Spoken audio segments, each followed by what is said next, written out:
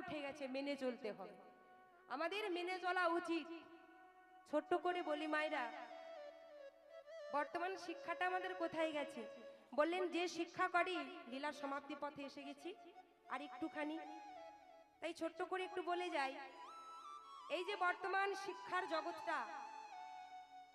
জগৎটা কোথায় গেছে? প্রকৃত শিক্ষা অর্জন যারা করেছে, দেখবেন যারা এমবিবিএস করেছে অথবা যারা অনেক ডিগ্রি অর্জন করেছে, দেখবেন তারা কিন্তু, ওমা আস্তে আস্তে আস্তে, দেখবেন অনেক ডিগ্রি অর্জন করে যারা প্রকৃত শিক্ষায় শিক্ষিত হয়েছে, তারা কিন্তু দেখবেন মায়েরা কোনো কাজ পাচ্ছে না, কোনো চাকরি বাকরি পাচ্ছে না। কিন্তু দেখবেন বান্ডিল গুনে গুনে, নোট গুনে গুনে নোট নিয়ে আসছে, অর্থাৎ চাকরি পাচ্ছে, দুদিন পরে আবার ফেরতও হয়ে যাচ্ছে, হচ্ছে না? ছোট্ট করে বলি মা, একটি ছেলে অনেক লেখাপড়া করেছে কিন্তু কোনো কাজ পেল না, ঘুরতে ঘুরতে ঘুরতে ঘুরতে কোথাও কাজ পেল না, কাজ পেল কোথায়? চিড়িয়াখানাতে।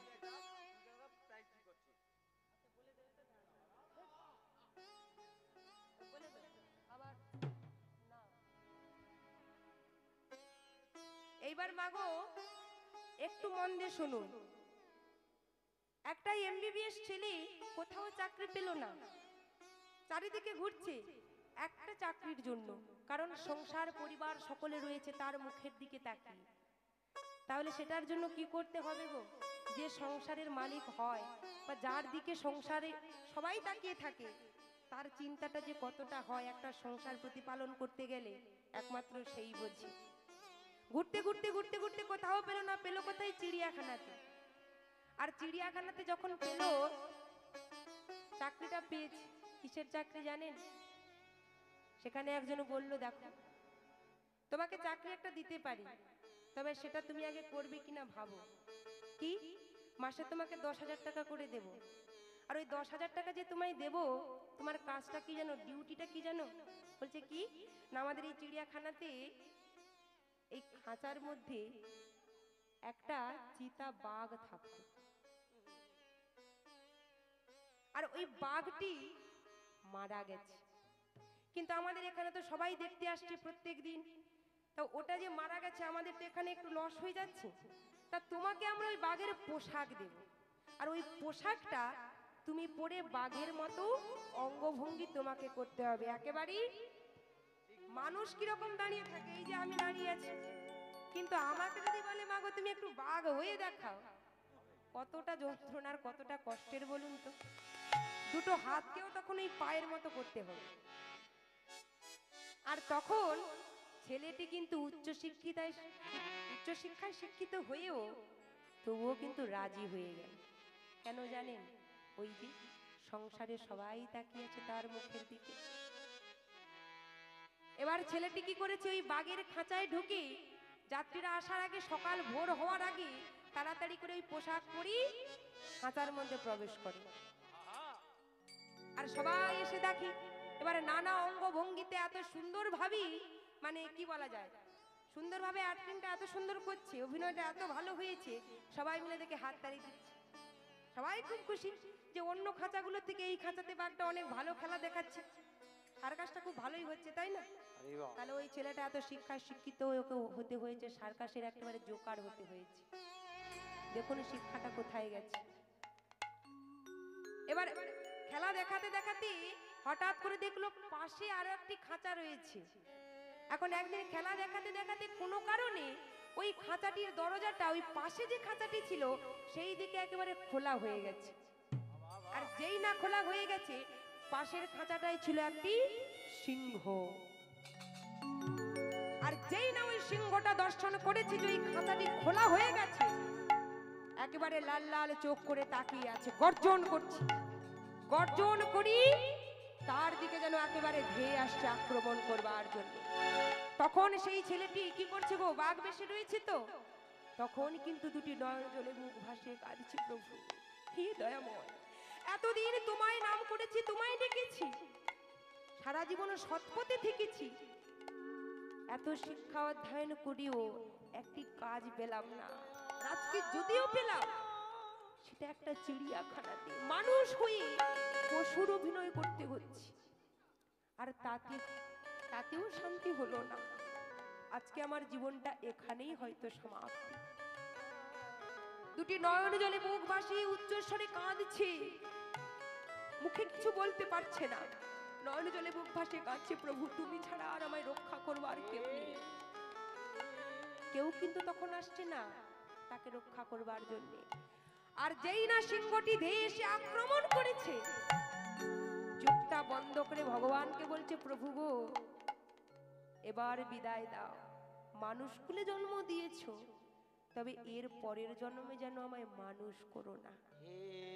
এর পরের জন্মে তুমি আমাকে সত্যি সত্যি পশু করে পাঠিও। আর সেই সময় সেই সিংহটি কানের কাছে এসে বলছে, ভাই তুমি ভয় পেও না। কেন জানো?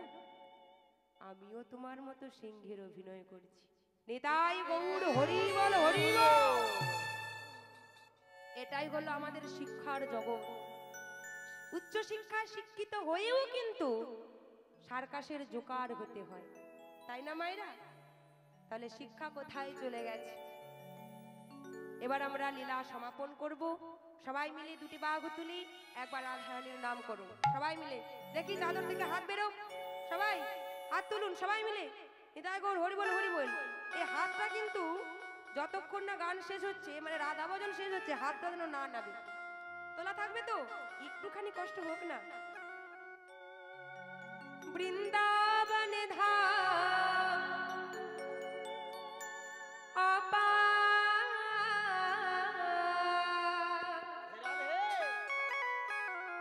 করতালি দিয়ে জপে যা রাধে রাধে, নিতাই গৌর হরি বল।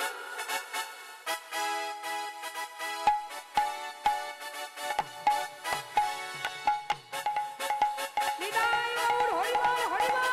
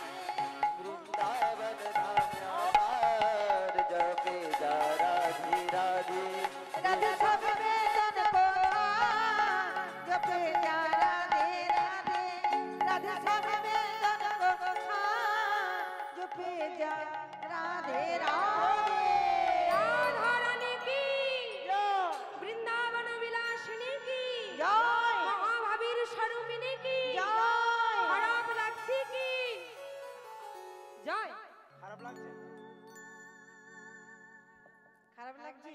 খারাপ লাগছে কি জয়? এটাও জয়। একদম তন্ময় হয়ে গেছে। তার মানে এটা মায়েদের ভুল নয়, এক মনে শুনছে, তাই তো? মানে এত রাতেও যে এরকম ভরে গেছে আর এভাবে মানে ঘুমটা কেটে গেছে, এটা দেখেই ভালো লাগছে, তাই না? হরি বল বলে একা নাচলে হবে না, সবাইকে তো নাচতে হবে। সেখানে অনেক নেচেছো, তাহলে এখানে ভাগ দিলে হবে? হরি বল হরি বল। এবার আমরা লীলায় চলে আসি, কারণ লীলার সমাপ্তির পথে এসে গেছি, অনেক রাত্রি হয়েছে, তাই তো? শুরু হলো, কটা বাজে? হরি বল হরি বল। আজকে আপনাদের এখানে যে এসেছি, সত্যি কথা বলতে এই জায়গাটাও আমরা ঠিক ভালো করে জানি না। এই যে আমাদের খোকন দাদা, ইনি কৃপা করে ওনার ভালোবাসায়, ওনার স্নেহে আজকে আপনাদের মতো ভক্তের কাছে এসেছি, পৌঁছেছি, গৃহকর্তার বাড়িতে এসেছি, তাই না? এটা আপনাদের মতো ভক্তের সান্নিধ্যে এসেছি, এটা আমার কাছে অনেক পরম পাওয়া। কারণ কিছুক্ষণ আগে ঘুমে ঢলঢল করছে, এই যে সবাই আবার একেবারে জেগে গেছেন, একজন শিল্পীর কাছে এর থেকে ভালো কিছু আর হতে পারে? এটা হলো পরম পাওয়া, তাই না মা? গৃহকর্তাকে আশীর্বাদ করবেন সকলেই, যেন এমনিভাবে হরিকথা কৃষ্ণ কথা শুধু এই জন্মে নয়, প্রতিটি জন্মে জন্মে ভক্ত সঙ্গ করতে পারি, ভক্ত আহ্বান করতে পারি। ওই যে ছোট্ট কন্যা, যার উদ্দেশ্যেই, যার জন্য আজকে, যার অন্নপ্রাশন উপলক্ষে এত সুন্দর হরিবাসরের সংকীর্তন রূপে মহাযজ্ঞানুষ্ঠানের আয়োজন করেছি, সে যেন খুব কৃষ্ণ ভক্ত হয়, বড় হয়ে লেখাপড়া শিখে ভক্ত হতে পারি, বাবা মায়ের মুখ উজ্জ্বল করতে পারি, মানুষের মতো মানুষ হতে পারে। তৎসঙ্গে আমাদের খোকন দাদা, উনি আমাদের আহ্বান করেছি, তার সঙ্গে গৃহকর্তা, আমাদের বর্তমান সাউন্ডম্যান, তার সবাইকে একটি কথা ভগবানের কাছে আমি জানাই, আপনারাও জানান, যে আমার ভক্তরা এবং সবাই মিলে যেন সবাই ভালো থাকি, কৃষ্ণপদে মতি হয়, এবং সকলে প্রেমসী আমি নয়, আপনারা একটু হরিধ্বনি করুন। নিতাই গৌর প্রেমানন্দে হরি বল। তাই আজকে বলুন,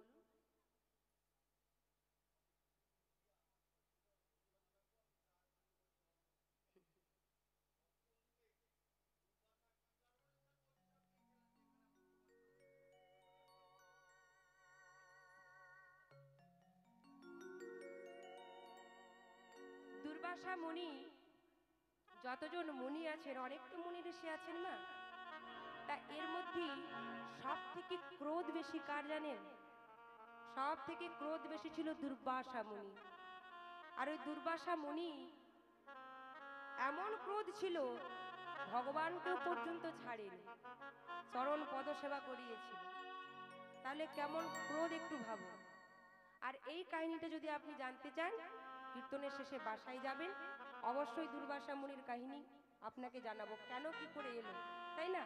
আর আপনি যেটা বললেন, ওটা ছোট্ট করে ক্যাসেটে বীণা দাশগুপ্তা করে গেছে, তো তা সেই গানটির কুলি থেকে আপনি সেটাই বলছেন, কিন্তু ওর শাস্ত্র দেখতে গেলে অন্যরকম তথ্য পাওয়া যায়।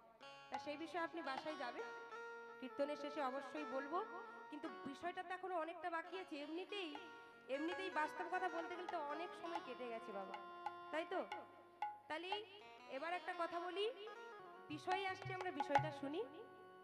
আমি কীর্তনের শেষে ওখানে যাবেন বাসাতে, আমার বাসাতে ওখানে গিয়ে বলবো, ঠিক আছে?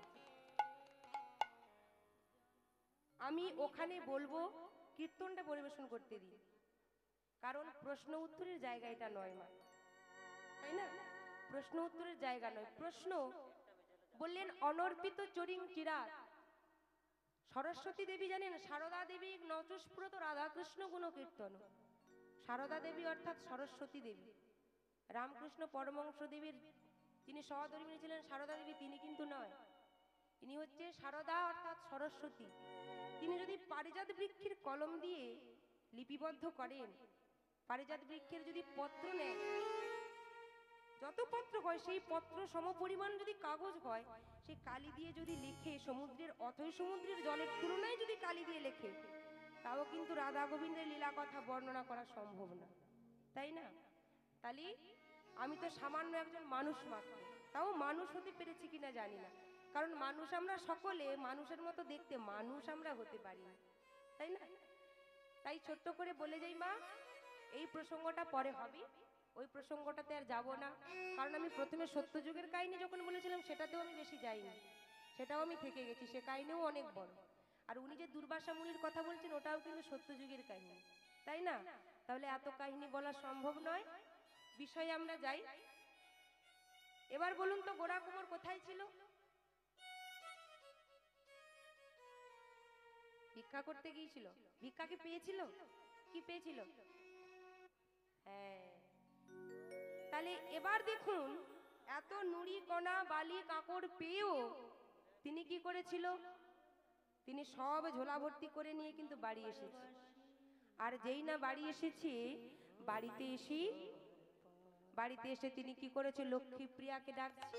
আর লক্ষ্মীপ্রিয়া স্বামীকে দর্শন করে তিনি বললেন যে স্বামী, তুমি গিয়েছিলে ভিক্ষা করতে, কিন্তু আশা করিনি তুমি এত ভিক্ষা নিয়ে আসো। কিন্তু স্বামী আর বদনে কিছু বলছে না মা। ঝোলাখানা যেই না ধরেছি, সঙ্গে সঙ্গে দেখছে ঝোলা প্রচুর ভার। এত ভার কেন? ঝোলা খুলে দেখলো কি যত ইট বালি কোনা যা ছিল নুড়ি কাকড় সব ভরে দিয়েছে। রাধে রাধে। লক্ষ্মীপ্রিয়া বলছে স্বামী, এ তোমায় কি দিয়েছি, তুমি এসব নিছো কেন? বলছে জানো লক্ষ্মীপ্রিয়া, আমি এসব নুড়ি কাপড় আমি কিন্তু নিতে চাইনি। ওদের যখন আমি ভিক্ষা চেয়েছিলাম, বলেছিলাম ভিক্ষা দাও গো নগরবাসী, আমি ধরি সবার পায়ে, ওরা আমায় পায়ে ধরতে বলেছে, কিন্তু আমি পায়ে ধরতে পারিনি বলি, জানো, পায়ে ধরতে পারিনি বলে ওরা আমার ঝোলার মধ্যে সব কিছু ভরে দিয়েছে। লক্ষ্মীপ্রিয়া বলছে স্বামী কোনো চিন্তা করো না, তুমি কোনো চিন্তা করো না। কেন জানো? সব কিছু যদি আমরা হারিয়েও ফেলি, একটা জিনিস কিন্তু আছে, সেটা কি? তুলসী পত্র আর গঙ্গার জল। ওই গঙ্গার জল আর তুলসী পত্র দিয়ে আমরা কোন রকম করে আমরা কাটিয়ে দেব 15টা দিন। এইবার কি করেছে লক্ষ্মীপ্রিয়া আর গোরা কুমোর ভগবানের চরণে বসে বসে কাঁদছে, প্রভুকে ডাকছে, দয়াময় হে প্রভু, সারা জীবন তোমায় ডেকেছি, কিন্তু তুমি জীবনে আমাদের কি দিয়েছো? দুঃখ ছাড়া। ভক্ত ভগবানকে বলছে, প্রভু এত কষ্ট পেয়েছি, এত ত্যাগ স্বীকার করেছি, নিজের গোপাল পুত্রকে হারিয়েছি, কিন্তু প্রভু তোমার দেখা পেলাম না। ভক্ত কেমন হয় দেখুন, ভক্ত আমরা হতে পেরেছি, আমরা হলাম অভক্ত, ভক্তের থেকে অভক্তের সংখ্যা এখন বেশি, কিন্তু ভক্ত হতে গেলে কেমন হতে হয়? গোরা কুমোরের মতো হতে হবে। ভগবানকে বলছে কবিগুরুর ভাষায়, বিশ্ববরেণ্য কবি রবীন্দ্রনাথ ঠাকুর, তিনি তার গানের ভাষায় বলছে, প্রভু মাঝে মাঝে তব দেখা পাই, চিরদিন কেন পাই না, মাঝে মাঝে তব দেখা পাই, চিরদিন কেন পাই না, মাঝে মাঝে তব দেখা পাই, চিরদিন কেন পাই না, কেন মেঘ আসে হৃদয় আকাশে, কেন মেঘ আসে হৃদয় আকাশে, তোমারে দেখিতে দেয় না, অন্ধ করে রাখে, তোমারে দেখিতে দেয় না, মাঝে মাঝে তব দেখা পাই, চিরদিন কেন পাই না।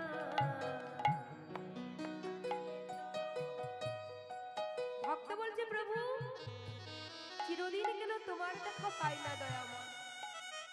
কেমন ভাবে ভক্ত ভগবানের কথোপকথন হচ্ছে শুনুন।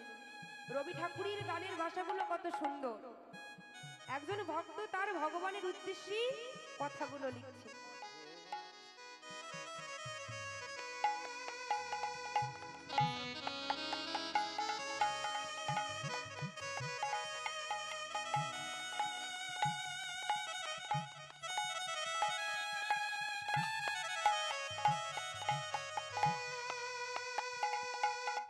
ওগো ক্ষণিক আলোকে আখির পলকে তোমায় যবে পাই দেখিতে, ক্ষণিক আলোকে আখির পলকে তোমায় যবে পাই দেখিতে, ওহে হারাই হারাই সদা হয় ভাই,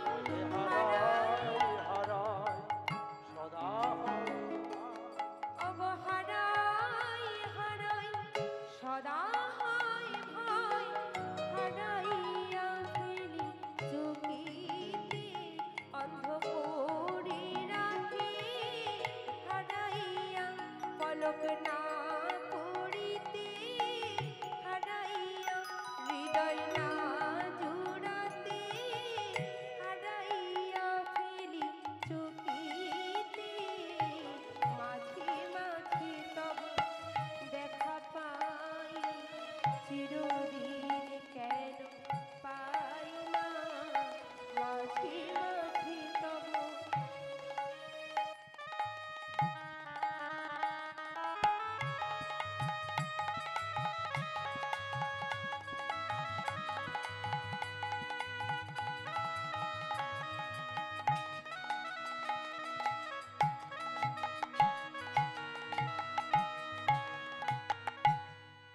ভক্ত ভগবানকে বলছে প্রভু মাঝে মাঝে তব দেখা পাই, ভগবান ভক্তকে বলছে ওগো আমাকে পেতে হলে কেমন করে পাবে জানো, শোনো কত সুন্দর অপরূপ সৃষ্টি রবি ঠাকুরের এই বাণীগুলো, এত সুন্দর ভাবে মাগো সৃষ্টি করে গেছে রবি ঠাকুর, আজও পর্যন্ত মাগো দ্বিতীয়ভাবে রবি ঠাকুর আর এলো না, তাই না? অমর থেকে গেছে কবে রবি ঠাকুর পৃথিবী থেকে চলে গেছে, কিন্তু প্রত্যেকটি মানুষের হৃদয়ের মধ্যে আজও বিরাজমান, সবার কাছে আজও পর্যন্ত রয়ে গেছে। এরপর বলছি ভগবান ভক্তকে বলছে শোনো, ভালোবেসে সখী নিভৃতে যতনি আমার নামটি লিখো তোমার মনের মন্দিরে, ভালোবেসে সখী নিভৃতে যতনি আমার নামটি লিখো তোমার মনের মন্দিরে, আমার পরাণে যে গান বাজিছি তাহার তালটি শিখো তোমার চরণ মন্দিরে, ভালোবেসে সখী নিভৃতে যতনি আমার নামটি লিখো তোমার মনের মন্দিরে, ভালোবেসে সখী নিভৃতে যতনি আমার নামটি লিখো তোমার মনের মন্দিরে। তাহলে রবি ঠাকুর বললি ভগবানকে পেতে হলে আগে এই দেহরূপ মন্দিরটাকে আমাদের সুন্দর করে নির্মাণ করতে হবে, আর সেইভাবে নির্মাণ করেছে আজকে গোরা কুমোর, গোরা কুমোর কাঁদছে, এদিকে লক্ষ্মী দেবী বৈকুণ্ঠে নারায়ণকে বলছে শোনো তোমার এক ভক্ত কাঁদছে কিন্তু তুমি তার কাছে যেতে পারছো না প্রভু।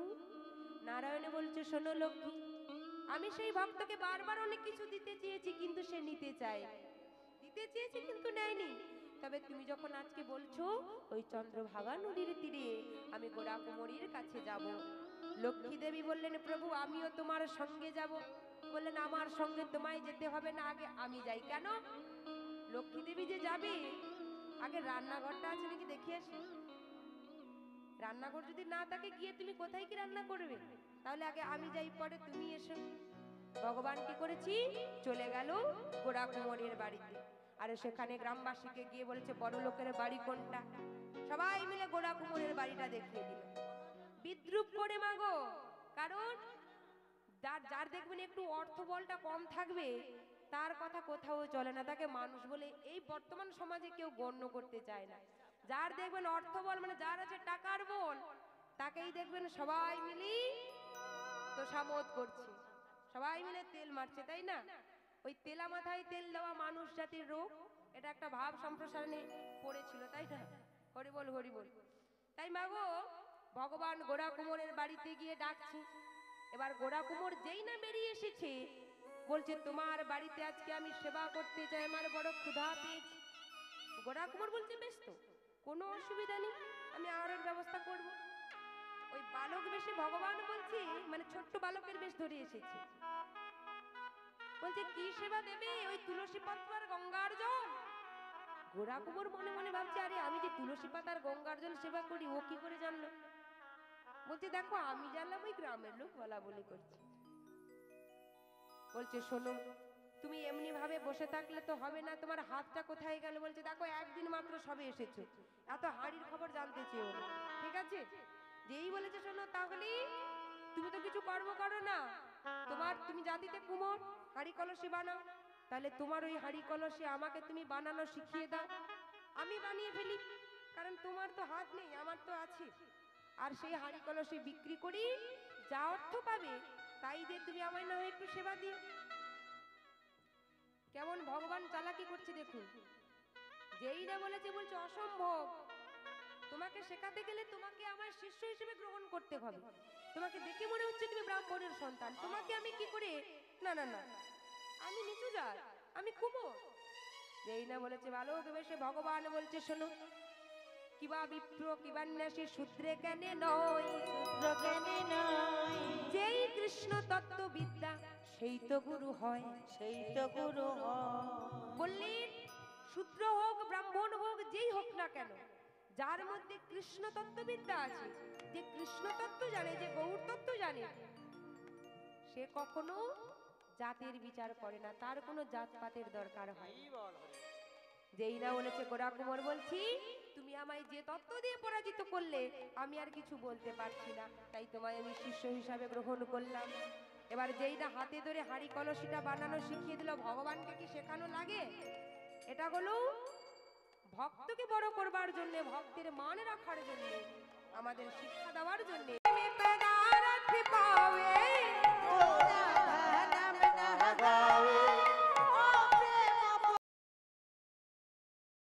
ভগবান এটা করে গেল। তাই আজকে কি করেছে ভগবান? নিমেষের মধ্যে একেবারে হাড়ি কলসি বানিয়ে পাহাড় তৈরি করে ফেলেছে। গোড়া কুমারকে ডাকছে, ও গোড়া কুমার, আরে গোড়া কুমার কোথায় গেলে? এই তো এখানে। হাড়ি কলসিতে ঢাকা পড়ে গেছে, দেখেছো? দেখা যাচ্ছে না, সাড়া পাচ্ছে না। কোথায় ছিল? মানে ও বৃন্দাবনে, বৃন্দাবন। হাড়ি কলসির মধ্যে ঢাকা পড়ে গেছে গোড়া কুমোর। ওই কলসি হাড়ির ভেতর থেকে বলছে, আগো আমি আছি, এখনো আছি। ভগবান বলছে এত হাড়ি কলসি বানিয়েছি, এবার তো বাজারে বিক্রি করতে যেতে হবে, তাহলে চলো সবাই মিলে আমরা যাই বাজারেতে। তাই ভগবান কি করেছে, ছোট্ট বালকের বেশি ওই ঝাঁকা করে কি করছি, সব হাড়ি কলসিগুলো নিয়েছি, সব নিয়ে কি করছি, বাজারে চলছি।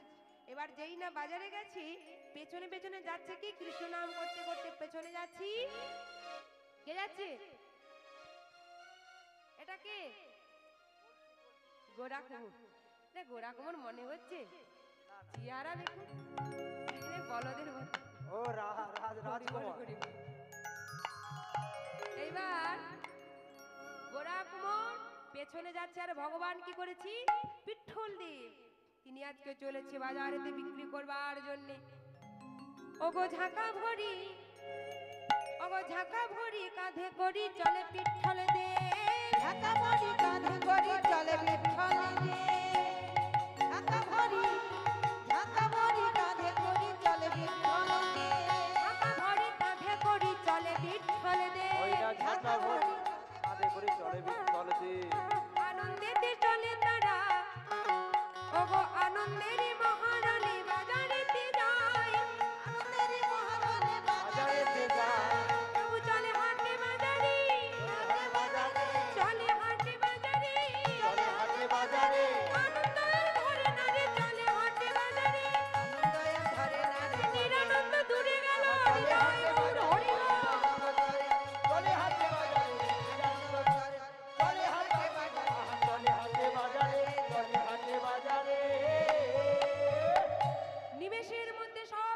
কলসি বিক্রি হয়ে গেল।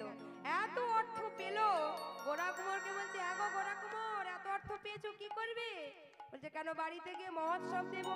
বলছে, আজ মহোৎসব দেবে, কালকে কি খাবে? ওই তুলসী পাতার গঙ্গার জল। বলছে, কেন আজ যে জগিয়েছে কালও সেই জগাবে।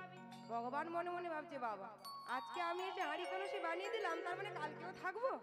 হরি বল হরি বল। দেখুন, ভগবান জানা চতুর, ভক্ত তার থেকেও দ্বিগুণ চতুর। এবার কি করেছে, মনের আনন্দী বাড়িতে গিয়ে মহোৎসবের আয়োজন করেছে।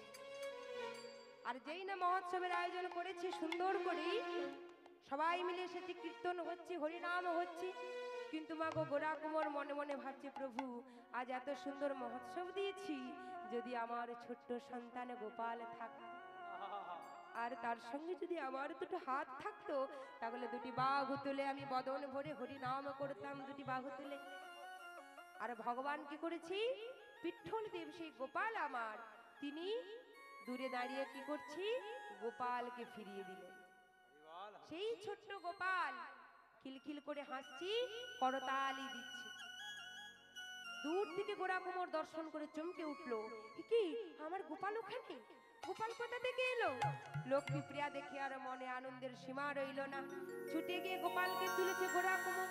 যেই না গোপালকে তুলে ধরেছে, লক্ষ্মী প্রিয়া বলছে, স্বামী তুমি তোমার হাত ফিরে পেয়েছো। তাহলে মাগো ভগবান এখানেই বললেন, যে করে আমার আশ করি তার সর্বনাশ, আর যদি না ছাড়ি আসার আশ, তখন হয়ে রই তার চিরদাসীর তাহলে যে আমাকে ভালোবাসে তাকে আমি নিঃস্ব করে দেই, তাকে আমি পথের ভিখারি করে দেই, তাকে পথের কাঙাল করে দিই, কিন্তু তারপরেও যদি আমার চরণ না ছাড়ি, তাহলে কিন্তু তাকে আমি কি করি, আমি হই তার চিরদাসের দাসানো দাস, দাসের দাসানো। প্রত্যেকটি যুগে যুগে ভগবান ভক্তকে বড় করে রেখেছে মা। তাই এখানেই ভক্ত ভগবানের লীলা সমাপন হলো, বিশ্রাম নিলাম। সবাই মিলে প্রেম সে বলুন, নিতাই গৌর হরি বল হরি বল হরি বল হরি বল হরি বল। মম জীবন যৌবন মম অখিল ভুবন, তুমি ভরিবে গৌরবী, নিশীথ নিশম তুমি রবে, নীরবে হৃদয়ে মম, তুমি রবে, নীরবে নিভৃত নিশীথ পূর্ণিমা, নিশীথে নিশম তুমি রবে, নীরবে। নিতাই গৌর হরি বল হরি বল। তাই ভগবানের চরণে আশ্রয় নিয়ে আজকে গোরা কুমোর লক্ষ্মী প্রিয়া তারা দুজনই এখানে ভক্ত ভগবানের মিলন হলো, এবং অন্তরাল থেকে রাধা গোবিন্দ আমার যুগলে এসে দাঁড়িয়েছে, আর দুটি বাহু তুলে লক্ষ্মী প্রিয়া এবং গোরা কুমোর সেই ছোট্ট সন্তানকে কোলে নিয়ে করতালি দিয়ে সবাই মিলে যুগল ধ্বনি গাইছে। সবাই মিলে হরিধ্বনি করুন, এখানে লীলা বিশ্রাম নিলাম।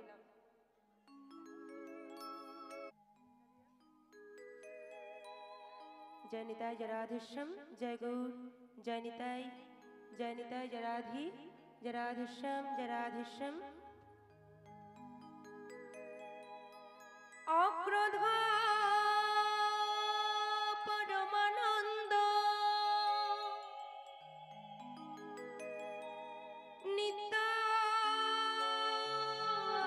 नित्यानंद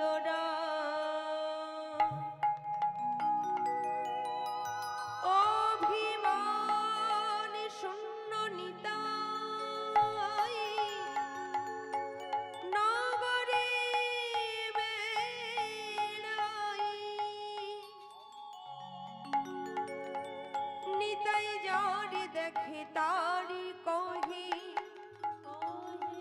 দন্তে তৃণধরি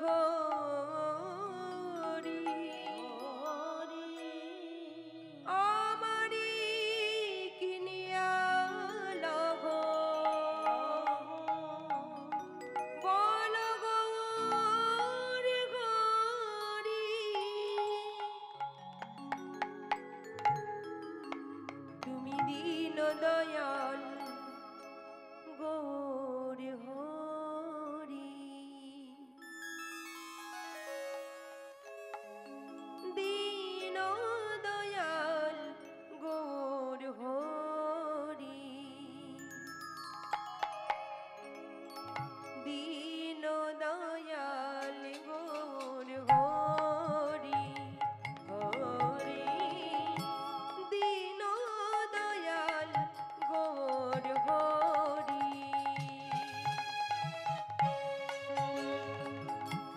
দীন দয়াল গৌর হরি হরি দীন দয়াল গৌর হরি দীন দয়াল গৌর হরি হরি দীন দয়াল গৌর হরি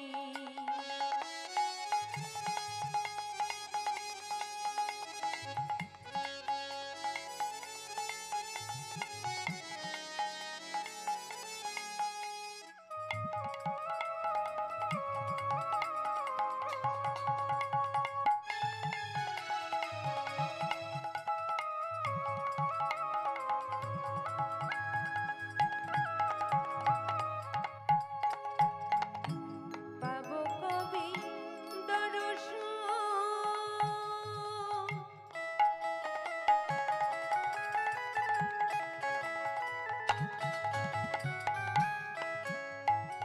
বলো পাবো কবি দর্শন আশায় ঝাড়ি দুনয়ন পাবো কবি দর্শন আশায় ঝরি দুনয়ন পাবো কবি দর্শন আশায় ঝাড়ি দুনয়ন পাবো কবি দর্শন আশায় ঝরি দুনয়ন কৃপা করে দিও চরণ তোরি কৃপা করে দিও চরণ তোরি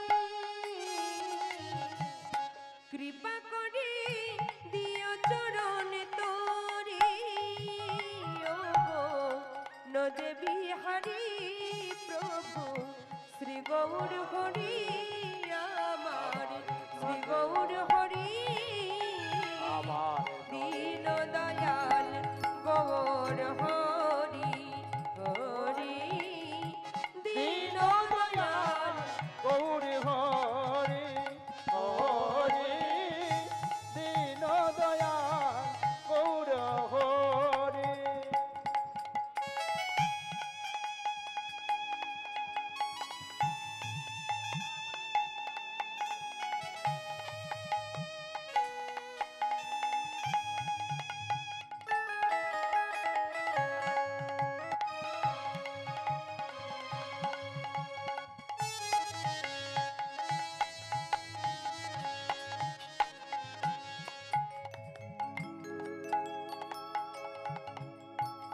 দুটি নয়ন জলে ভেসে ভেসে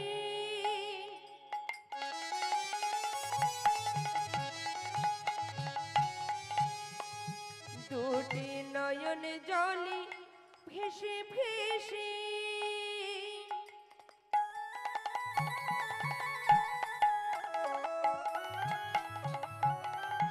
তোমার আশায় রইলাম বসে নয়ন জলে ভেসে ভেসে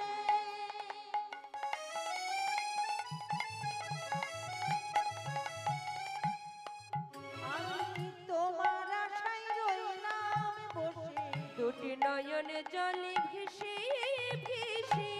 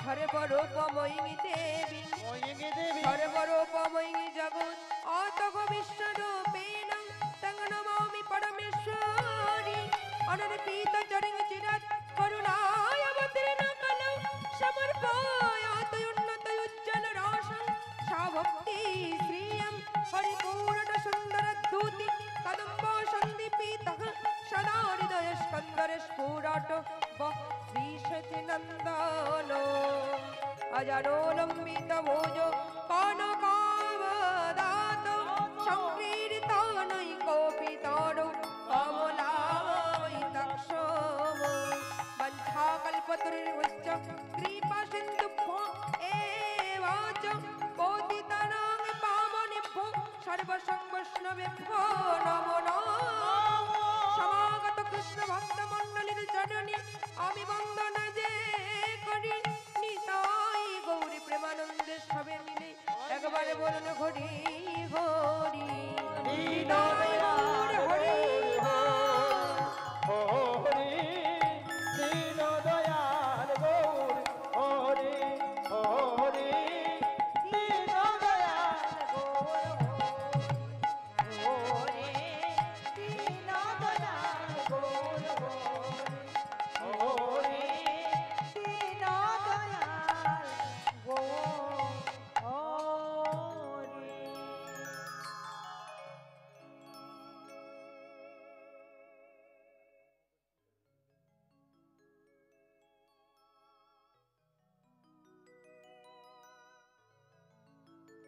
হো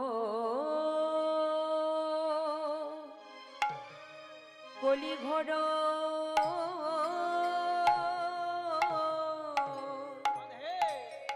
তিমি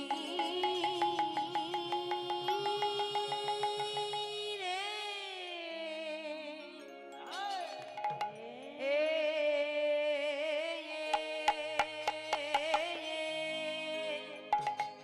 ও ও হে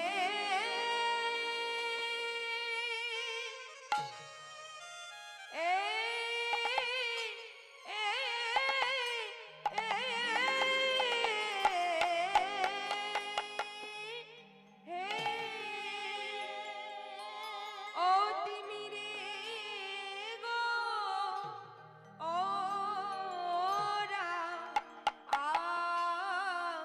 আ আ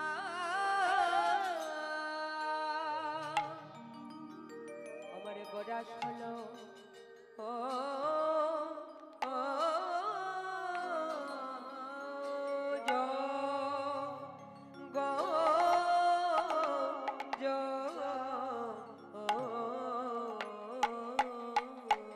নো বলে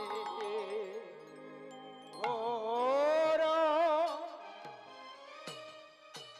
কলি ঘোর অতিবি রে এ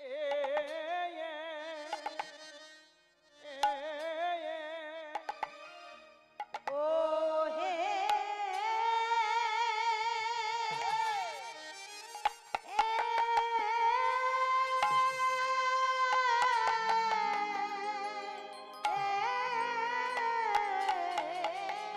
গোরা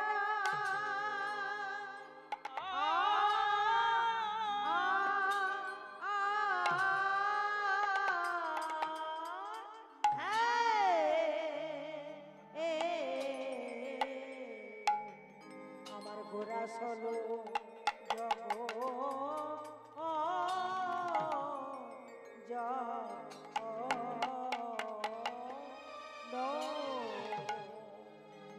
অমরি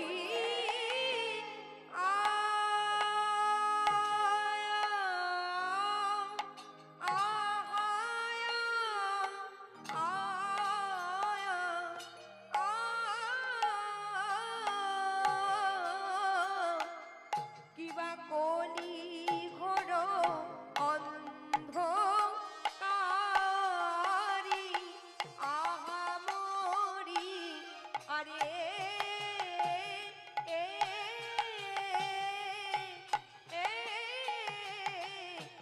কিবা কলি ঘোর অন্ধকারে ও মরি কলি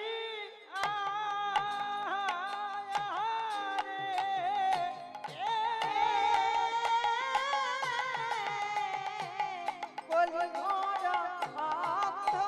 অন্ধকারে ডুবে রইলে আহারে ও মরি আহারে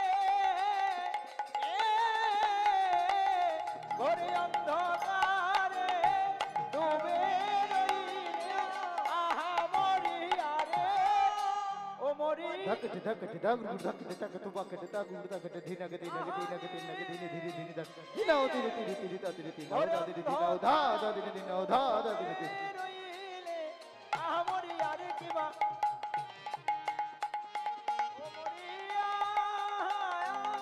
আহারে ঘরে অন্ধকারে ডুবে রইলে আহামরি আরে মরিয়া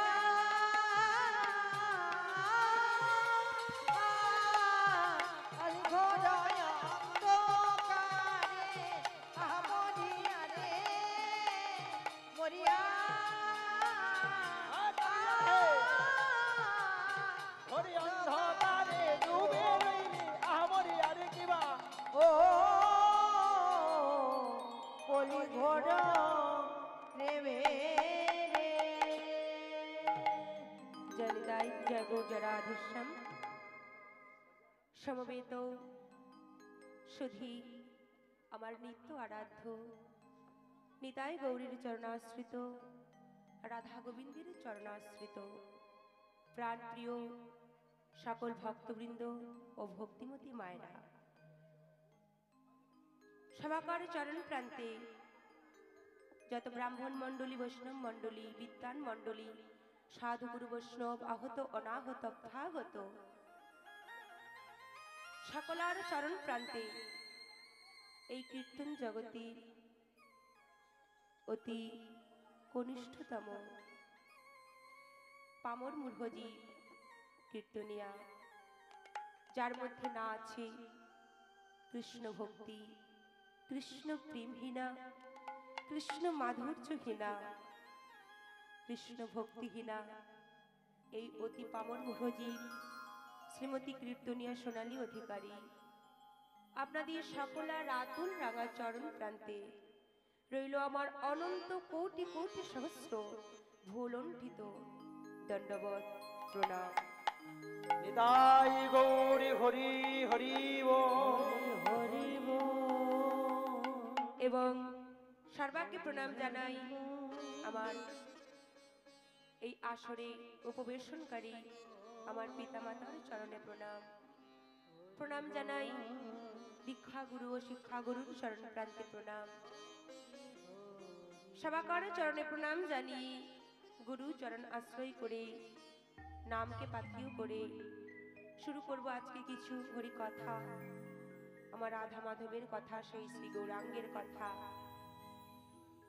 তাই মাগো, কীর্তন শুরু করবার পূর্বে সবার আগে সকলের চরণ প্রান্তে একটি নিবেদন, চরণ ধরে মিনতি করি। গভীর রজনী হয়ে গেছি, গভীর রাত্রি হয়ে গেছে, এমনিতেই শীতের রাত্রি। শীতের রাত মানে, গভীর রাত মানে সকলেই অলসতা আসবে, নিদ্রা আসবে। তাই এই কলিযুগে সবকিছু মিঠি হলেও হরিনাম বড় তেতো। সহজেই হরিনাম কলিযুগের মানুষ নিতে চায় না মা। তবু আজকে আমরা যখন সবাই একত্রিত হয়েছি, গৃহকর্তা প্রদ্যুম্ন দাস মহাশয়, আজকে সকলে আমরা উপস্থিত হয়েছি। পার্থিব জগতে কিছুই নয় মা, কিন্তু বর্তমান জগতে লক্ষ্য করতে গেলে আজকে প্রদ্যুম্ন দাস মহাশয়ের গৃহ প্রাঙ্গণে ছোট্ট মেয়ে তাহার অন্নপ্রাশন উপলক্ষে আজকে সকলে একত্রিত হয়েছি কিছু হরি কথা, কৃষ্ণ কথা আস্বাদন করবার জন্য। তাই সবার আগে একটি কথা বলি, এক জন্মে হয় না মা, বহু বহু জন্মের স্বীকৃতি থাকলেই তবেই এমন হরি কথা কৃষ্ণ কথা শ্রবণ করবার ইচ্ছা বা মতি প্রকাশ হয়ে থাকে। এই যেহেতু আমরা সকলে উপস্থিত হয়েছি, একত্রিত হয়েছি কিছু হরি কথা আস্বাদনের জন্য, কেউ আনমন না হয়ে, চঞ্চল না হয়ে সকলে আপনারা বসেছেন এক একটি ব্যাসাসনে, অর্থাৎ মহারাজ পরীক্ষিতের আসনে, রাজাসনে আপনারা উপবেশন করেছেন। সবার আগে করজোড়ে মিনতি করি মাগো, যেহেতু এখানে সকলে বসেছেন, কেউ যেন কোনো কথা বলবেন না, আনমন হবেন না, চঞ্চল হবেন না। সকলেই এক মনে যেই কিছু সময় আমরা হরিকথা আস্বাদন করব, চঞ্চল না হয়ে এক চিত্তে এক মনে সকলেই আমরা হরিকথা আস্বাদন করব। তবে হরিকথা পরিবেশনের পূর্বে একটি কথা বলি, পুনঃ পুনঃ ভাষণে সুগন্ধি চন্দন, পুনঃ পুনঃ পোড়াইলে উজ্জ্বল কাঞ্চন, পুনঃ পুনঃ জন্মে ধর্মে হয় মতি, পুনঃ পুনঃ সাধনী অধর্মে পায় গতি। এক জন্মে তো হয় না, বহু জন্মের ভাগ্য থাকলে, সুকৃতি থাকলে তবে হরিকথা বর্ণনা করা বা শ্রবণ করা দুটোই প্রকাশ হয়ে থাকে, ইচ্ছা হয়ে থাকে। তাই বারবার বলছি, সম্মুখে বসেছেন, কেউ চঞ্চল হবেন না। বারবার বলছি যে কেউ চঞ্চল হবেন না, কথা বলবেন না। সকলের চরণের কিঞ্চিত কিঞ্চিত ধূলিকণা আমি আমার মস্তকে ধারণ করলাম, কিঞ্চিত ধূলিকণা আমায় দান করুন। আমার মস্তকে নিয়ে কিছু হরিকথা আজকে আস্বাদন করব। প্রেম সে সকলে একবার দুটি বাহু তুলি সবাই মিলে একটু জয়ধ্বনি করুন। শ্রী গুরু নিতাই গৌর প্রেমানন্দে হরি বল। বর্তমানে আমরা কলিযুগে সকলেই বসবাস করছি। আমরা যে অবস্থান করছি কলিযুগে, সত্য ত্রেতা দাপর কলি। বললেন সত্যতে ধ্যায়তে বিষ্ণু, ত্রেতাতে যজতে মাত হই, দাপর সেবাও পরিচর্যায়াং কলৌ তদ পরিণাম সংকীর্তন। বললেন সত্য ত্রেতা দাপর কলি। সত্য হলো এক। ও মায়েরা, সম্মুখে হেলান দিয়ে বসেছে মাগো, যেন কিছু মনে করবেন না। এই যে সবার সম্মুখে আমি আপনাকেই দেখিয়ে দিলাম, এটা কেমন লাগলো? খুঁটিতে হেলান দিয়ে বসেছি, গভীর রাত্রি হচ্ছে, নিদ্রা এসেছে, তাই না? আশ্রয় আমাদের সবাইকে করতে হবে। আশ্রয় না করলে আমরা বিষয় কেউ পাই না। কিন্তু মা যে খুঁটির আশ্রয় করেছেন, এতে কিন্তু মহাপ্রভুর কৃপা পাওয়া যায় না, এতে কলির কৃপা হয়ে যায়, অর্থাৎ কলি প্রবেশ করে। এই যে হেলান দিয়ে বসেছেন, এমনিতেই নিদ্রা চলে আসবে, তাই না? তাই হেলান দিয়ে না বসি সোজা হয়ে বসুন, কারণ আমাদের এই মেরুদণ্ডটা যদি স্টিল থাকে তাহলে দেখবেন ঘুম আসবে না। যদি হেলান দিয়ে ঝুঁকে যান, এমনিতেই অলস চলে আসবে। তাই বললেন আমরা এই সত্য ত্রেতা দাপর কলি, বোঝা লাগবে কথাগুলো শুনুন। বললেন একের পর কত হয়? দুই হয় তো? একের পর দুই, দুইয়ের পর তিন, তিনের পর চার। তাহলে এক থেকে আমরা সবাই গুনে যাই 100 পর্যন্ত। কিন্তু এখানে বললেন সত্য ত্রেতা দাপর কলি। তাহলে সত্য ত্রেতা, সত্য হলো প্রথম মানে এক, ত্রেতা কত হলো? 3 হলো। ত্রেতা হলো 3, দাপর হলো 2 আর কলি হলো 4। কিন্তু এখানে সত্য ত্রেতা দাপর কলি চারটি যুগের মধ্যে একের পর 2 না হয়ে একের পর 3 হলো কেন বলুন তো? সময় কি কারোর জন্য কখনো অপেক্ষা করে মা? সময় কারোর জন্য কখনো অপেক্ষা করে না। কিন্তু এখানে দেখুন, ভক্ত ভগবানের কাছে এমন ভাবে তপস্যা করেছে, সেই ভক্তির জন্য ভগবান কালচক্রের নিয়মটাকেও থামিয়ে দিয়েছিল। ভক্তির ইচ্ছা, ভক্তির বাসনা পূরণের জন্য ভগবান একের পরই 2 না করে একের পর 3 করেছিল, অর্থাৎ ত্রেতা। সেই কাহিনীটা অনেক বড় মা, বেশি কথায় যাব না, কারণ সংক্ষেপে বিষয় না গেলেই গভীর রাত্রি হয়ে গেছে, তাই না? তাই আজকে সত্য ত্রেতা দাপর কলি, এই 4টি যুগের মধ্যে ভগবান 3 যুগে অস্ত্র ধারণ করেছে। কিন্তু বর্তমানে এই যে কলি যুগে গৌরাঙ্গ মহাপ্রভু তিনি কোনো অস্ত্র ধারণ করেননি। তিনি যে অস্ত্রটা ধারণ করেছে সেটা হলো হরিনাম প্রেমের অস্ত্র। হরিবল হরিবল।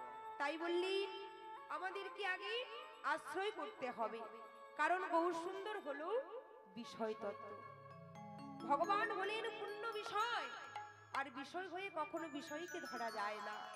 তাহলে একথা কে বলেছিল? এ কথাটা বলেছিল শ্রীমতী রাধারানী প্রাণ গোবিন্দকে। যেদিন শ্রীমতী রাধারানী আমার প্রাণ বধূকে বলেছিল, বধূ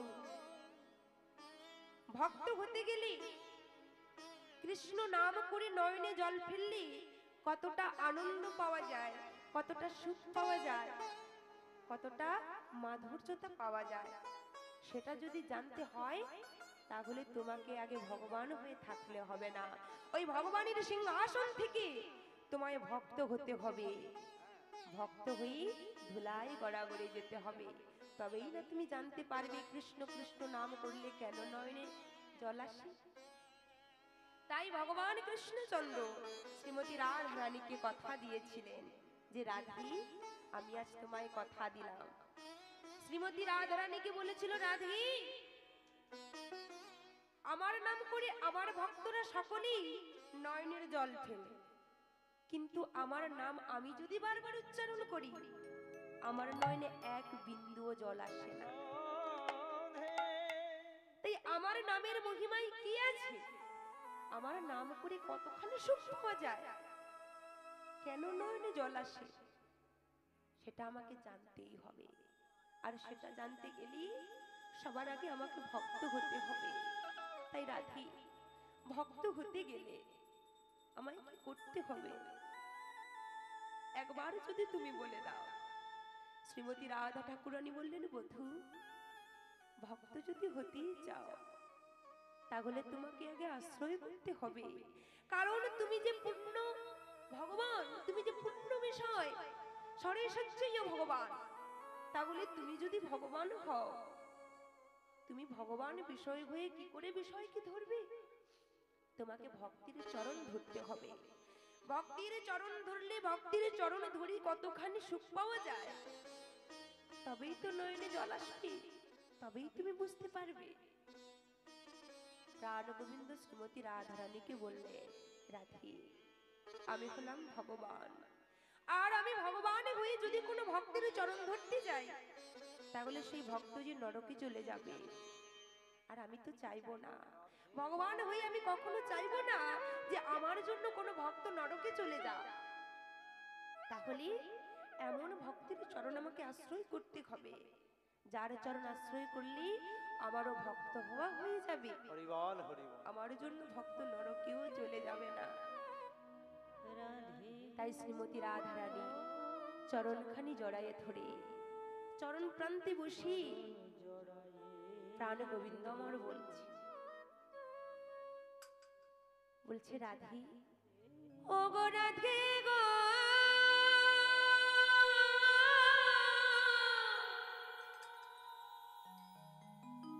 হে রাধে,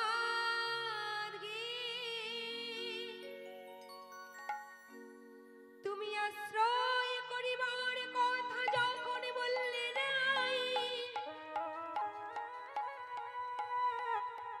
বলো বলো আমি আর কোথায় মায়া আশ্রয় নেব,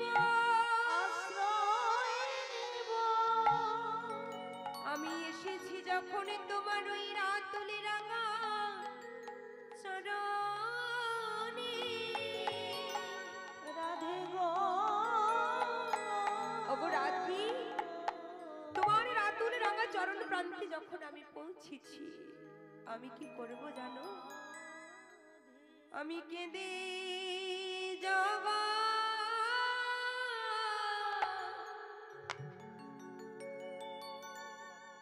জগতে কাদা কাদাইবা,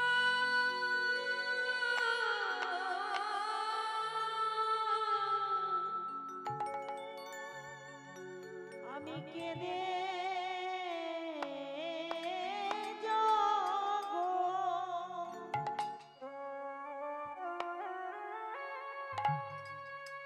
জগতে কাঁদা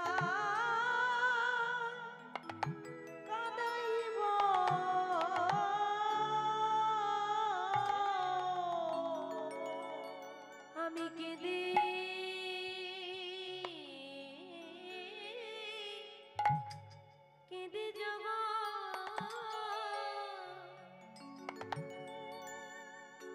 আমি কাঁদা কাঁদাইব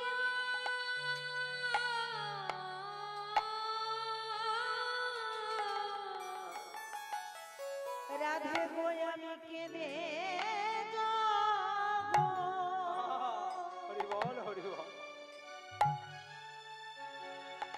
জগৎ কাঁদা কাঁদাইব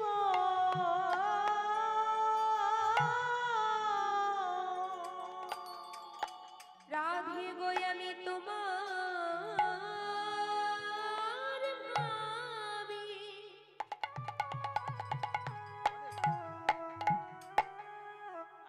ভাবিত হয়ে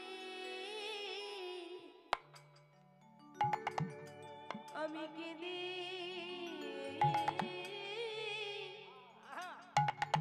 কেঁদে যাব আমি কাঁদাইব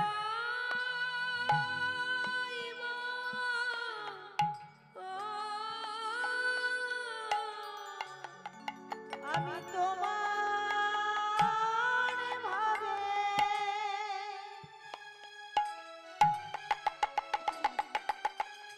ভাবিত হয়ে আমি কেঁদে যাবো জগৎ কাঁদাইব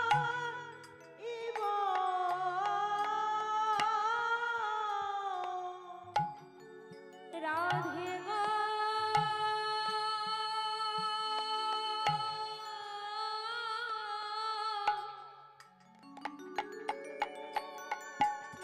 হে রাধে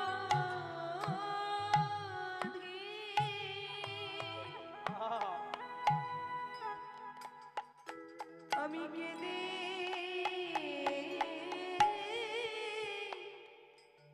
আমি কেঁদে যাব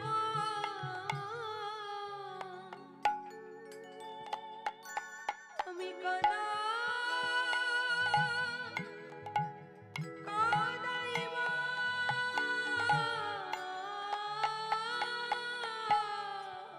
রাধে আমি ভোলায় গড়া গড়া গড়ি যাব রাধে রাধে আমি তোমার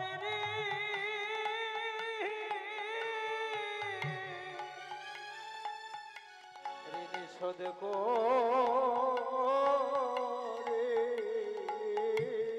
করিব। তোমার প্রেমের ডালি ডালি মাথায় লয়ে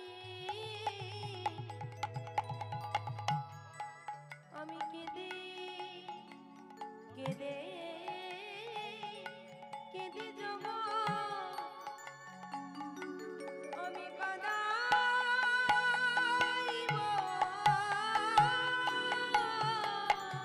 তোমার প্রেমে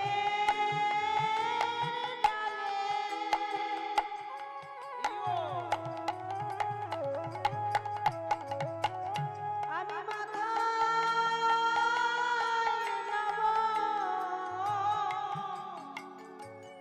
আমি কেঁদে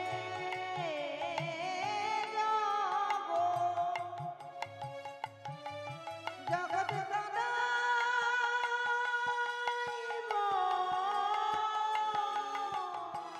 আমি ধুলা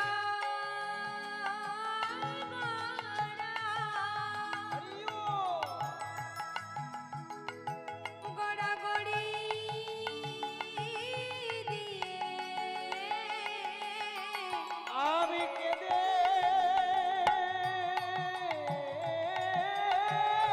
যাব জগতের কাঁদাইব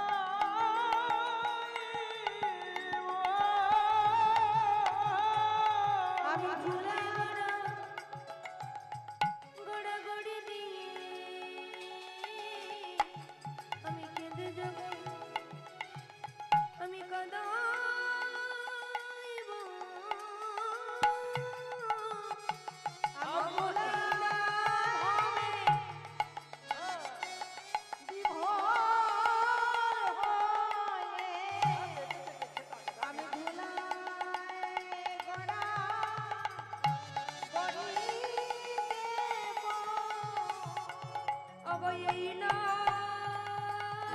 ভাবি ভাবে কলি জীবে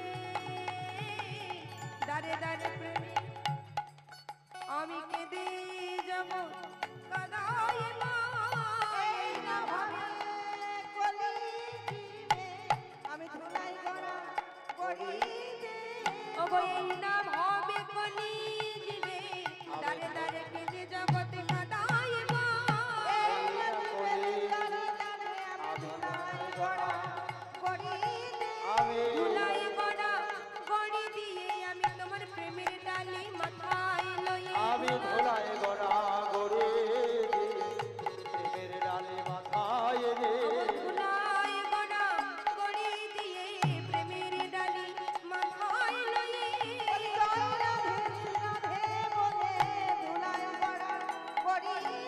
ধরল গ্রহণ কর বলে ধুলাই গড়া হৃদয় গৌর হরি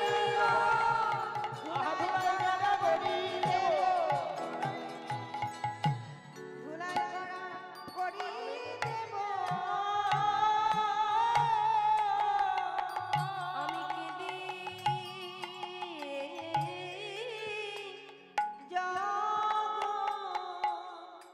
আমি মাতাইব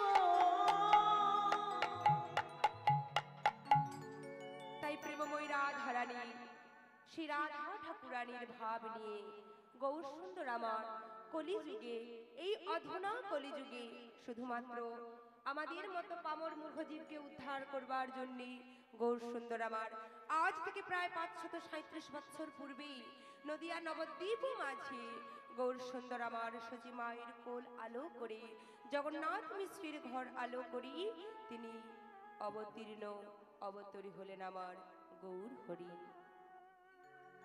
তাই মহাজন বললেন ওগো শ্রী গৌরাঙ্গে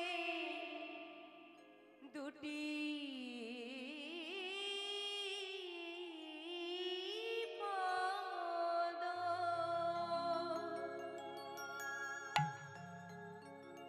ওগো যারে ধন সম্পদ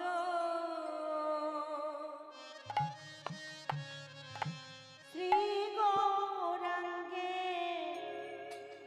দুটি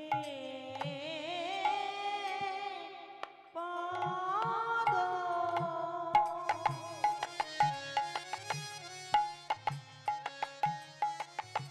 বলি যারে ধন সম্পদ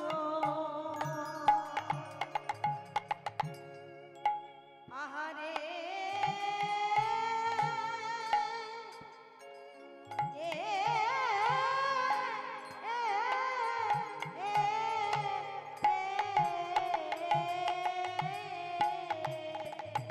ওই না শ্রী গৌরাঙ্গে দুটি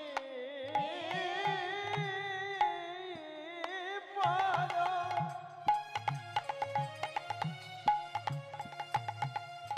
ওই না জানে ধন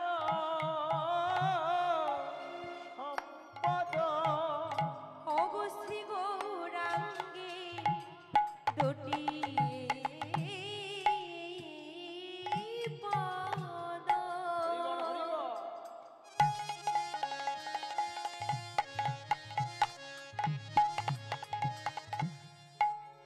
যারে ধন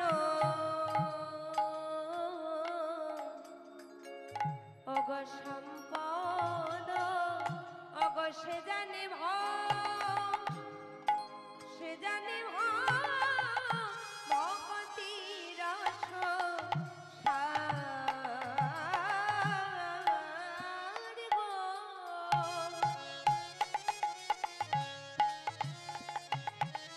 আবার সে জানে ভগতি রস আমার সে জানে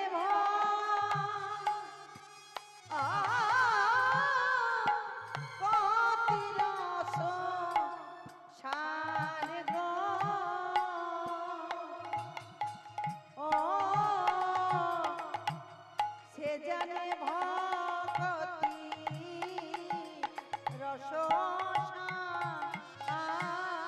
ওগো শ্রী গৌরাঙ্গে মধুর লীলা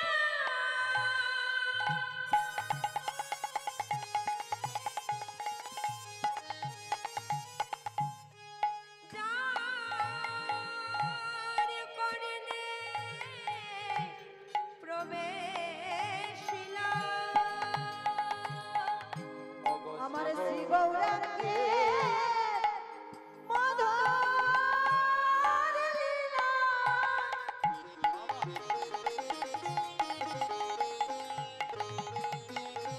আমার যার করনে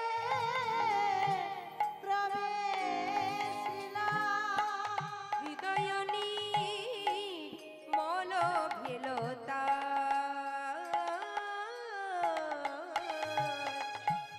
ওগো হৃদয়নি মল ভেলতা আমার হৃদয় মল পেল তার গো দেখো দেখো হৃদয়নি মেল ভিল ওগো সেই তো জানে গো আর সেই তো জানে গো আহা সেই তো জানে গো সেই তো জানে গো যে জনে গৌর চরণ সারি করেছে সেই তো জানে গো যে জানে গৌর চরণ সারে করেছে সেই তো জানে গো গৌর চরণ সারি করেছে সেই তো জানে গো গৌর চরণ সারে করেছে গৌরী যারা অনজানে না গৌর হৃদয় গৌর হরি গৌর চরণ সার করেছে গৌর ছাড়া আর জানে না গৌর চরণ সারে করেছে সেই তো জানে গো গৌরাঙ্গ বলিতে হবে ও মাইরা হরি বল হরি বল দেখেছেন সব মুখে ঘুমিয়ে গেছে এই যে এতক্ষণ গাইলাম এটাকে বলা হয় গৌর চন্দ্রিকা তাই তো জানেন তো আমরা হলাম পূর্ব মেদিনীপুরে জয়নিতাই দাঁড়ান আপনি আমার সাথে কথা বলুন আপনি কি জানেন এখন কি হচ্ছে এটা হচ্ছে আমাদের কলিযুগের গৌরচন্দ্রিকা হচ্ছে গৌরচন্দ্রিকা না গেয়ে আপনি যদি ৮০,০০০ টাকার কীর্তন আনেন কেউ কোনোদিন বিষয়ে যাবে না এরপর আমি বিষয়গুলো বলবো কথা বলে শেষ করি আপনি পছন্দ করবেন আমি যেগুলো বলবো তার থেকে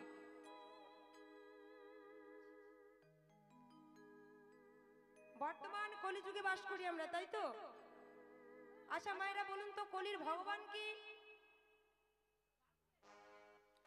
আজকে যখন আমরা কীর্তনে আসি তখন রোড থেকে আমরা একটু ভুলবশত অন্য রুটে চলে গিয়েছিলাম ব্যাপারটা কি হয়েছে জানেন মানে ঠিকঠাক জায়গাটা আমরা বুঝতে পারছিলাম না তো ভালো কথা গৌর সুন্দরের কৃপায় দেখা হয়ে গেল আমাদের এখানে গৃহকর্তার সঙ্গেই ওখানে দেখা হয়ে গেল তা আমাদের গাড়িটা ঢুকছে না ও সাইড দিয়ে এবার ভগবানের কৃপায় উনি যখন বলে দিলেন আমরা ঘুরে আসলাম কিন্তু তার আগে কি দেখলাম জানেন যখন মহাপ্রভুকে আনে মানে এত সুন্দর নৃত্য করে করে আসছে তখন আমরা একটু গাড়ি নিয়ে পাস করব জায়গা পাচ্ছি না মানে এত ভিড় এত নাচছে সবাই ভগবানকে নিয়ে কিন্তু দেখুন এই যে বাজনাবাটি করে এত সুন্দর করে ধুমধাম করে এলো এখানে এসে দেখলাম সেখানে যে ভিড়টা দেখেছিলাম তার হাফও এখানে নেই কেন জানেন আসলে গৌর সুন্দরকে নিয়ে নৃত্য করার জন্য ওখানে অনেকে পাওয়া যাবে নাচার জন্য অনেকে পাওয়া যাবে কিন্তু গৌর সুন্দরের তাৎপর্য কীর্তন শোনার জন্য পাওয়া যাবে না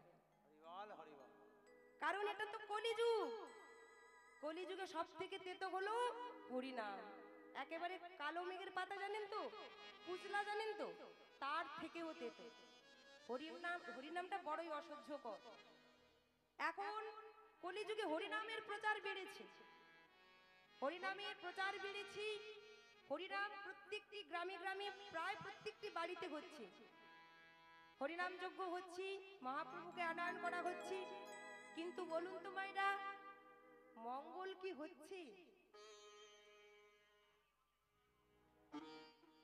মঙ্গল হচ্ছে কি হবে না হরিবল হরিবল কারণ ওই ধেই ধেই করে নেচে চলে আসলে ভগবান খুশি হয়ে যায় না কীর্তনটা বোঝার বস্তু বোঝা লাগবে মহাজনী পদাবলী আমাদের বুঝতে হবে। আমরা তো বাংলা ভাষাতে কথা বলছি, আপনারাও বাংলা ভাষায় কথা বলেন। চৈতন্য মহাপ্রভু তিনি ছিলেন আমাদের ভগবান, তিনিও বাংলা ভাষাতেই কথা বলতেন। কিন্তু আমরা এতই মূর্খ, গৌর সুন্দরের পদাবলী কি জিনিস, মহাজনী পদাবলী কি জিনিস, এই যে ছোট্ট করে গৌরচন্দ্রিকাটা করলাম কিছুদিন আগে, এই কয়েকদিন হলো মালদা থেকে আমরা প্রোগ্রাম করে এলাম, কীর্তন গিয়ে আসলাম। জানেন মায়েরা মালদার ভক্তরা কেমন? এই যে সম্মুখে একজন ভক্ত এসে, যে ভক্ত বাবা এসে বলছে এটা কি হচ্ছে, আর এটা যদি সেখানে 1 ঘন্টা মিনিমাম না হয় সেখানে কীর্তন গাইতে দেবে না, কারণ তারা ভক্তের মতো ভক্ত। তারা বলে বিষয় কি শুনবো, পালা কি শুনবো, পালা আমাদের জীবনে মাত্র দুটো আছে, একটা এসে গেছি পুরোটা কেটে গেছে, বাকিটা যাওয়ার আছে। রাধে আধ জন্ম হাম নিদেবী কাইনো জরা শিশু কতদিনে গেলা, নিদুবনে হাম রমণী সঙ্গ মা তখন মাধব তুহু ভজিব কোন বেলা। রাধে বিদ্যাবতী ঠাকুর সুন্দর করে বিচার করে দিলেন আমাদের জীবনের অঙ্কটা, হিসেবটা। আমরা ম্যাথমেটিক্স করি, বীজগণিত করি, তাই না? কিন্তু এত গণিত করে আমরা ডিগ্রি অর্জন করে যাই, কিন্তু আমাদের জীবনের অঙ্কটাই আমরা মেলাতে পারি না। অদ্ভুত ব্যবহার আমাদের, মানুষ বড় অদ্ভুত প্রাণী। আধ জন্ম হাম নিদেবী কাইনু, অর্ধেকটা জন্ম আমাদের ঘুমিয়ে কেটে গেল। জরা শিশু কতদিনে গেলা, বাকি জন্মটা এত ব্যাধিগ্রস্ত। অনেক টাকা পয়সা আছে, অনেক অর্থ আছে, অনেক রোজগার করি, ব্যাংক ব্যালেন্স একবারে সুইজারল্যান্ডে গিয়েও আমরা অর্থ জমিয়ে এসেছি, কিন্তু দেখা যাচ্ছে মাগো এত অর্থ জমিয়েছি, এমন রোগ ভগবান এমন ব্যাধি দিয়েছে, ব্যাঙ্গালোর ভ্যালোর কটক পর্যন্ত হাইটেক পর্যন্ত ঘুরেও ভালো হচ্ছে না। তখন আমরা কোথায় এসে পড়লাম? সেই ভগবানের দরবারে। তাহলে এমন টাকা থেকে লাভ কি, এমন অর্থ থেকে লাভ কি? কিসের তো অহংকার, কিসের তো অভিমান? বললেন অভিমান মাৎসর্য হৃদে বসাইলা, হৃদে বসাই গোবিন্দ বসাবার স্থানে কেন অপবিত্র কইলা। অভিমান দেখে ভগবানকে পাওয়া যায় না। এই যে গৌর হরিকে আজকে আনলেন, সবাই তো নৃত্য করেছেন, গৌর হরিকে নিয়ে এসেছেন, বলুন তো মহাপ্রভুর হাতটা কেমন ছিল? কেউ দেখেছেন হাতটা কেমন ছিল? মায়েরা দেখেছেন? তবে যারা যারা ওখানে নেচেছিল তাদের একজনকে আমি এখানে দেখতে পাচ্ছি না ঠিকভাবে। হয়তো কেউ আছে বসে আছে একধারে। হয়তো কেউ আছে, কিন্তু আমি যে সম্মুখ থেকে কিছু লক্ষ্য করেছিলাম সে মুখগুলো পাচ্ছি না, কারণ নাচার অনেকে আছে। মাগো অপরাধ নিও না, ওই তো আছে বলছি, কীর্তন সকলে- শোনার অনেকে থাকে না। না সকলেই প্রায় আছে বলছি। কীর্তন শুনতে গেলে আমাদের মনের মধ্যে আগে ধৈর্য প্রয়োজন। এই যে কীর্তনটা হচ্ছে, হরিনাম যজ্ঞটা হচ্ছে কিসের জন্য? আমাদের মনের মধ্যে কালিমাগুলোকে পরিষ্কার করবার জন্য। বললেন চৈত দর্পণ মার্জনম ভব মহাদাবাগ্নি নির্বাপন শ্রেয় কৈরবচন্দ্রিকা বিতারণম বিদ্যা বৌদ্ধ জীবনম যজন্তি সুমেধা স্বাহা আনন্দম বুদ্ধিবর্ধনম প্রতিপাদম পুণ্যামৃতম ওস্মাদম শ্রবণ করে বিজয়িত কৃষ্ণ সংকীর্তন। এই যে শ্লোকটি চৈত দর্পণ মার্জনম, সংস্কৃতে কেমন বলছে শুনুন। চেত মানে হলো আমাদের চিত্ত, আমাদের হৃদয়। আমাদের এই চিত্তটাকে আমাদের আগে মার্জন করতে হবে। আয়নাতে আমরা নিজেদের বদনখানা দর্শন করি, তাই তো? নিজেকে অপরূপ সুন্দরভাবে সাজিয়ে ফেলি, কিন্তু ওই আয়নাতে যদি একটু কাদা লেপন করে যায় দেখতে পাবেন? দেখতে পাবেন না। তাহলে এই কাদাটাকে পরিষ্কার করতে হবে। বললেন আমাদের এই দেহের মধ্যে, আমাদের হৃদয়ের মধ্যে গৌর সুন্দর বসবাস করে মহাপ্রভু চৈতন্য মহাপ্রভু। এই নামটি কখনো হয়েছে বলুন তো? চৈতন্য মহাপ্রভু নামটা কিন্তু সন্ন্যাসের পর হয়েছিল। কি দরকার ছিল? তিনি তো ভগবান ছিল, তিনি সন্ন্যাস নিয়েছিল কেন? বিষ্ণুপ্রিয়ার মতো স্ত্রীকে ছেড়ে, সচি মায়ের মতো এত ভালো একজন মাকে ছেড়ে, যে নিমাই ছাড়া কিছু জানতো না। বিষ্ণুপ্রিয়া সারাটা জীবন, ভগবান চৈতন্য মহাপ্রভু নামটা হয়েছে সন্ন্যাসের পরে। সন্ন্যাস নিয়ে চলে গেলেন বিষ্ণুপ্রিয়াকে ত্যাগ করে, তবুও বিষ্ণুপ্রিয়া আমার গৌর হরি বলতে অজ্ঞে। আজকালে থাকবে? আজকালে স্ত্রীরা থাকবে? বলে স্বামী থাকতেই পালিয়ে যাচ্ছে। হরি বল হরি বল। তাই বললেন চৈতন্য মহাপ্রভু নাম হয়েছে সন্ন্যাস নেওয়ার পরে। কি দরকার ছিল তার সন্ন্যাস নেওয়ার? কেউ বোঝে না মা, আমাদের জন্য, আমাদের মতো পামর মুরজীবদের উদ্ধার করবার জন্য। আর সেই গৌর হরি প্রত্যেকটা জীবের মধ্যে এখানে যতজন আছে সবার মধ্যেই কিন্তু বিরাজ করে। বলবেন মা তাহলে দেখতে পাই না কেন? পাবো কি করে? হিংসার কালিমা। এই যে বললাম চিত দর্পণ মার্জনম, চিত মানে হলো চিত্ত, দর্পণ মানে হলো আয়না, মার্জনম মানে হলো পরিষ্কার করা। আমাদের আগেই দেহের মধ্যে যে কালিমাগুলো রয়েছে, হিংসার কাদা, বিদ্বেষের কাদা, লালসার কাদা, কালিমার কাদা, অভিমানের কাদা, অহংকারের কাদা, যতক্ষণ পর্যন্ত না আমরা পরিষ্কার করতে পারছি ভগবানের কৃপা আমরা পাবো না। বললেন সচিদানন্দ রূপায় বিশুদ্ধ প্রায় বিহিতবি তাপত্রায় বিনাশায় শ্রীকৃষ্ণায় নমো নমঃ। নমো নমঃ।